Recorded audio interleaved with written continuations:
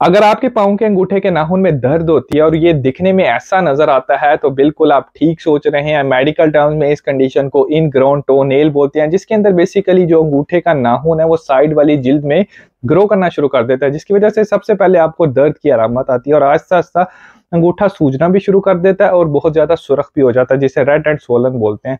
और अगर ये ज्यादा हद तक रहे और आपको बुखार होना शुरू हो जाए या पस आना शुरू हो जाए तो ये इन्फेक्शन की अलामतें भी हैं। अगर आपको इन्फेक्शन की अलामतें नहीं है तो आप इसका घर में इलाज कैसे कर सकते हैं। सबसे पहले कि ये कि आपने नीम गर्म पानी के अंदर नमक डाल लेना है और उसके अंदर अपने पाँव को थोड़ी देर के लिए भिगो के रखना है। इससे एक तो ये कि आपकी जिल्द जो है वहां से वो सॉफ्ट हो जाएगी और दूसरा इन्फेक्शन का चांस कम हो जाएगा।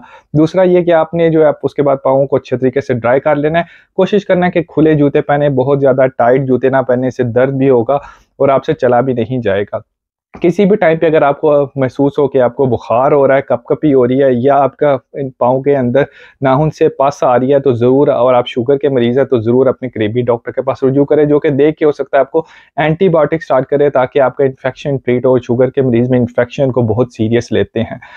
ये अगर इन्फेक्शन नहीं है और आपको फिर भी आपको ये पाँव भिगोने और जूते इस्तेमाल करने से बेहतर नहीं हो रहा तो फिर भी आप डॉक्टर के पास जाएं, जो कि आपको फुट स्पेशलिस्ट के पास रेफर कर सकते हैं, जो कि उसका या तो नाखून को काट सकते हैं या उसको पूरे नाखून को बाहर निकाल सकते हैं। अगर एक दफ़ा आपने इसका ट्रीटमेंट कर लिया तो मेन चीज़ ये है कि आप इसको दोबारा आने से कैसे बचा सकते हैं। क्योंकि ज़रूरी ये है कि जब आप नाखून काटें तो उनको सीधा काटें, उनको कोशिश करें टेढ़ा मत काटें और उनको बहुत ज़्यादा शॉर्ट मत काटें।